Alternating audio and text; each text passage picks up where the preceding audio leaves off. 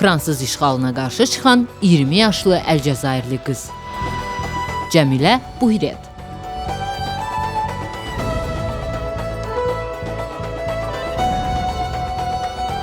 (1935-ci ildə Əlcəzairin Kasba bölgəsində anadan olub.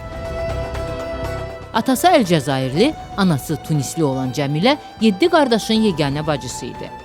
Uşaqlığı ölkəsinin Fransa müstəmləkəsi olduğu illərə təsadüf edir.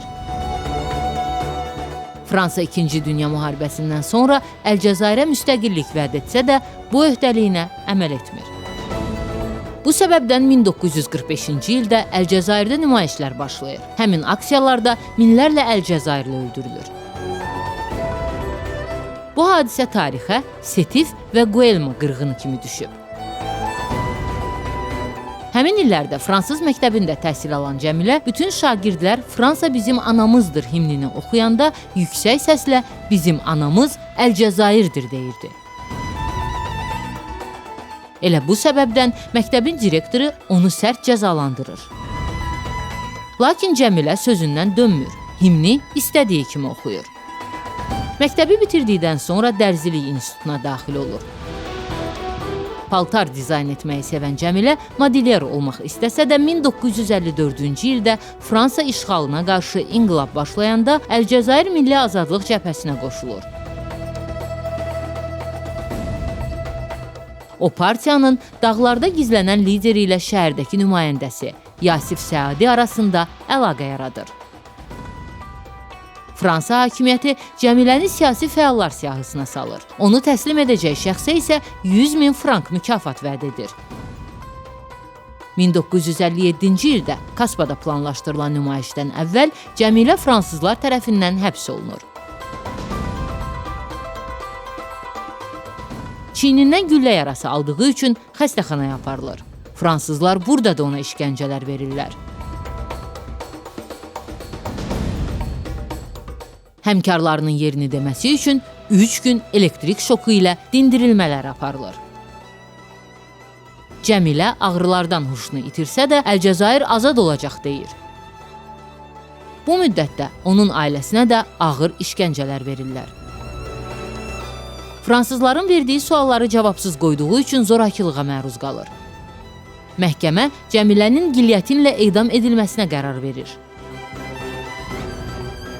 O, məhkəmə zalında hakimlərə deyir: "Məni öldürməklə Əlcəzairin müstəqilliyinin qarşısını ala bilməyəcəksiniz." 1958-ci ilin martında hökmün icrasına qərar verilsə də, ictimai reaksiyalar və BMT-nin tələbi qarşısında edam cəzası ömürlük həbslə əvəz edilir. Mərakeş şahzadəsi Lalla Ayşə Fransa prezidenti René Cotiyə zəng edərək Cəmilənin azad edilməsini istəyir. Lakin Cəmilə 1962-ci ildə Əlcəzair azad ediləndən sonra azad olunur və məhkəmələrdə onu müdafiə edən fransız vəkil Jacques Vergeslə 1965-ci ildə ailə qurur. Jacques İslamı qəbul edərək adını Mənsur olaraq dəyişdirir. 7 illik evlilikdən 2 uşaqları dünyaya gəlir. Azadlıq uğrunda mübarizəsinə baxmayaraq, Cəmilə parlament seçkisində uğur qazana bilmir. Bir çox məsələlərdə prezident Əhməd Ben Bella ilə fikir ayrılığı yaşayır. Siyasi arenadakı təzyiqlərə dözməyərək idarə etmədən uzaqlaşır. Amma qadın hüquqlarının müdafiəsinə davam edir. Əlcəzairli Qadınlar Birliyinin sədri seçilir və sosial layihələrin icrasına başlayır. 2018-ci ilin fevralında Misrə səfər edərək prezident Əbdülfəttah Əs-Sisi ilə görüşür. Misrin terrorla mübarizəsinə dəstək olur. 2020-ci ildə Tunis prezidenti Kais Səid Fransa müstəmləkəçiliyinə qarşı mübarizəsinə görə Cəmiləni Respublika ordeni ilə təltif edir. Milli inqilaba töhfə verən Cəmilə Buhiret haqqında Əlcəzairli Cəmilə filmi çəkilib. Mirvarid Dilbazi Əlcəzairli qız şeirini, Nigar Rəfibəyli Cəmilə poemasını ona həsr edib. Cəmilə Buhiredin azadlıq mübarizəsindən bəhs edən onlarla kitab nəşr edilib.